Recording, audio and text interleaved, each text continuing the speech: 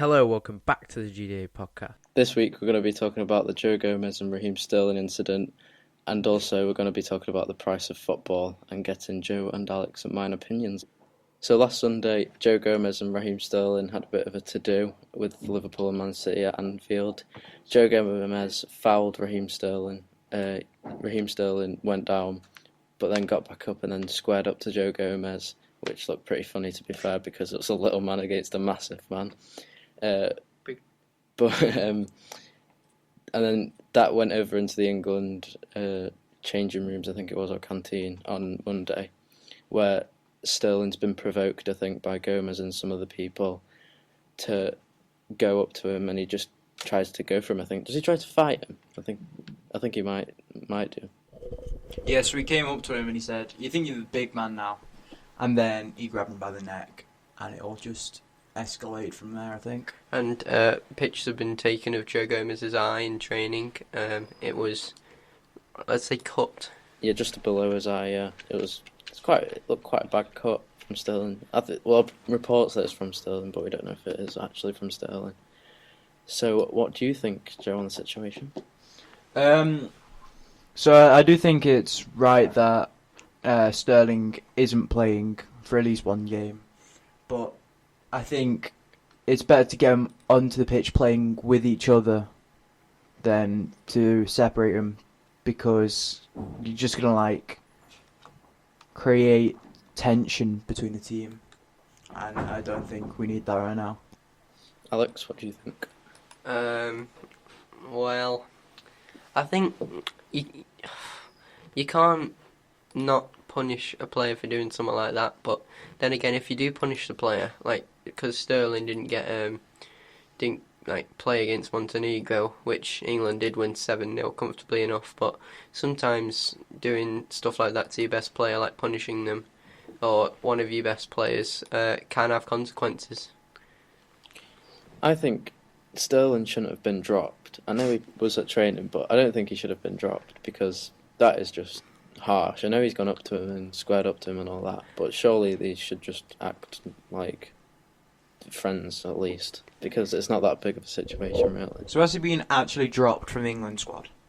Yeah, for Montenegro, I think. Wait, so I'm not sure about the other matches, but I think he might have been dropped. He's been training, but...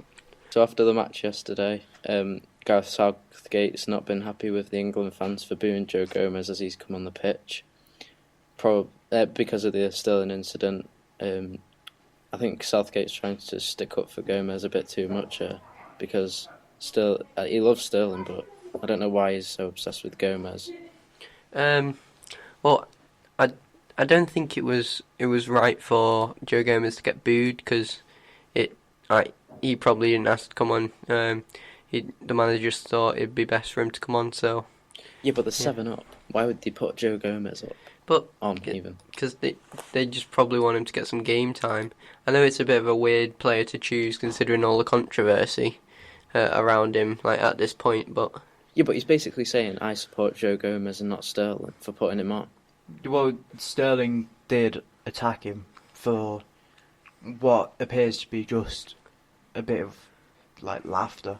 And we don't know the insides out of this situation. It could have been all Sterling, it could have been Gomez and Sterling, we don't know. And judging by Gareth Southgate's judgment of it, it's probably going to be more Sterling's fault than Joe Gomez's. Yeah, and Sterling has accepted full responsibility for the whole incident, and he doesn't seem particularly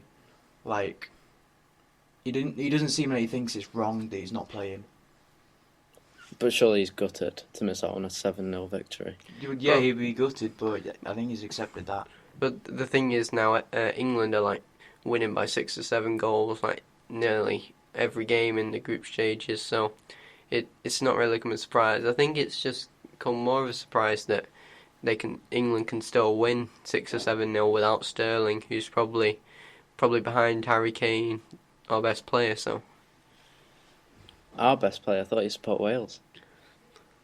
Your best player. Oh right, yeah, there we go. So this week Jeremy Corbyn's had a go at the Premier League for pricing out tickets for football fans, because football at the end of the day was built on a working class sport. So I think he wants to respect that and try and get the working class back into the grounds. What's your thought, Joe? Yeah, I think that's good because it's making it harder for, well, the majority of fans to get to the games because, let's be honest, the majority of football fans aren't rich, middle upper class people that can easily afford to go to a game for 30, 40 quid without thinking about it. They're people that have to work hard to get there. Yeah, I think that's why a lot of non-league clubs or Championship down to League 2, that's why they're probably getting a lot of fans because the prices of the Premier League are ridiculous and you can just go to a match at the weekend for like £10 in League 2 and it's good value for your money and that's what it should be at Premier League stadiums. Yeah. I think it's like it's a lot of money to go to a game, and you need to pay for parking, which always goes up, and it's just hard to get into the stadium. And then, what Corbyn said about in the Premier League trying to invest 5% of its income into the grassroots game, and I think that's really good as well.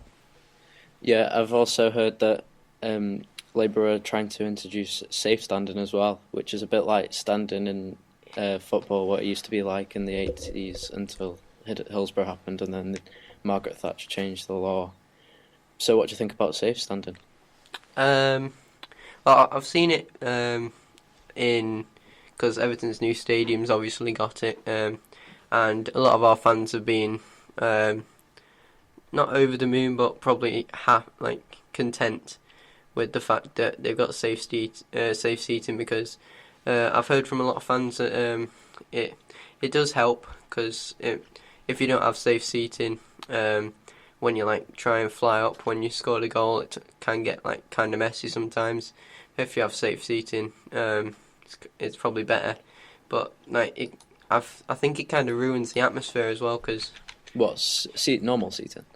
No, safe seating because I think you're kind of restricted because you see some teams they score goals and then you seeing all the fans all the limbs go up, and if you have safe seating you can kind of see them cornered off. I think it kind of ruins the atmosphere. That might be just me. It's in Celtic and stuff. Yeah, but if you think about it, Wolves, they sound a lot louder this year. Spurs with their new stadium, they've got it on their big white wall, and that's massively helped them as well. And Borussia Dortmund's yellow wall is a great example to see how this actually works, and atmosphere is created there. I think if they're put closer together and you're given I know it sounds stupid, but if you're given less room, then I think it'd kind of be better, to be honest, because yeah, it's all about the looks, to be honest now. So what are you, fan of safe seating or not? I'm a fan of what it does. It protects you when you're celebrating and stuff from harming yourself. But it's more of what do you prefer and what do you want to spend more money on, keeping people safe or improving the atmosphere. So that's what it kind of depends on. I think that other clubs that have lost it a bit with the atmosphere, like United, for an example, Stretford End's nowhere near what it used to be. And also, I don't think the Holt End's that... It is really loud, but with safe seating, I think they would be louder. And Everton, and it'd be louder if they actually won a game. You're an Everton fan. Oh. There's literally no atmosphere at Everton. I think Villa have got a pretty good atmosphere no matter what. Yeah, I would say second best in the Prem. Exactly. Behind City, of course. Yeah, definitely. Now Liverpool. No, Liverpool. Listen. So, if you listen to them in the Champions League and they're playing someone like Barcelona, big atmosphere. Yeah, their atmosphere is probably in England probably the best in the world. But they're all off their heads drunk at that point. Yeah, and then when you hear them against Brighton at home, it's Yeah, but they're a completely different team because... Yeah, but don't they sing "You'll Never Walk Alone" on big events and big matches? Yeah, probably. But it depends what you class as a big match, because for Everton, a sixth round Top FA six, Cup tie... which Everton aren't in. That's what I class. A sixth round FA Cup tie for Everton's probably quite a big game if we're playing like a Chelsea or someone. But like for teams like Liverpool, who don't class the cup competitions as highly... like the FA Cup and the League Cup? Yeah, you can see Jurgen Klopp doesn't care about it as much as other competitions such as the Champions League and Premier League. So I think that kind of affects the atmosphere as well. So yeah, but to be honest, nobody really goes and says, "Oh, this year I want to go and win a League Cup." we would. What, Everton? Have you seen how long it's been since we've won an actual trophy? 1996 or 1995? Well, we actually won the Kenyan Cup. Yeah, but that's not a big competition. Yes, it is.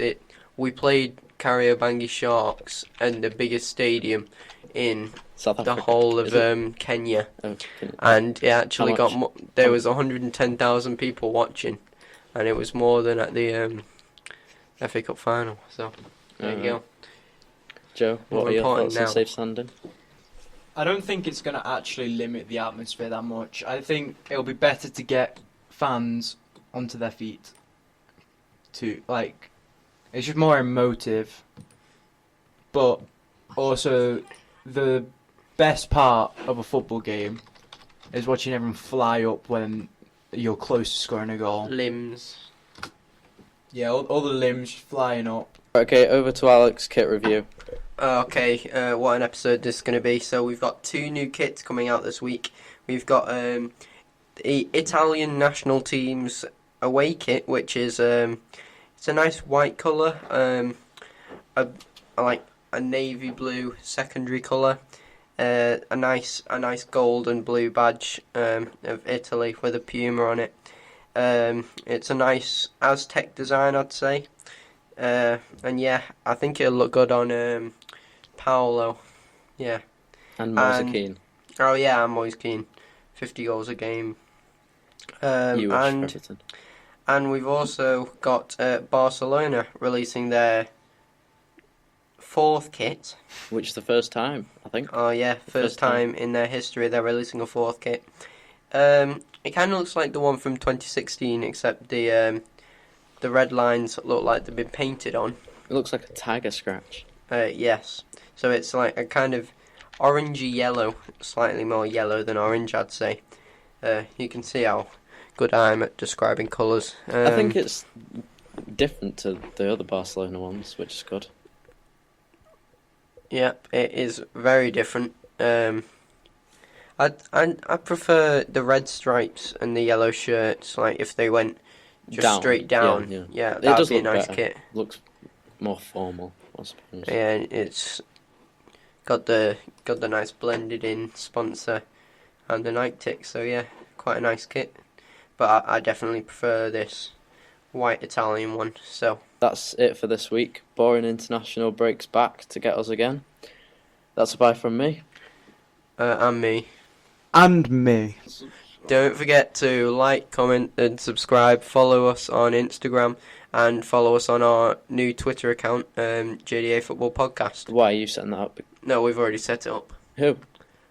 Daniel! Me? No, the other Daniel. Andrews. Do you know the technician? Oh, yeah. Daniel is managing our Instagram. social media at the moment. You'll see him back very soon, sooner than you expect. What? We don't actually know Less when than he's a coming month. back. All right.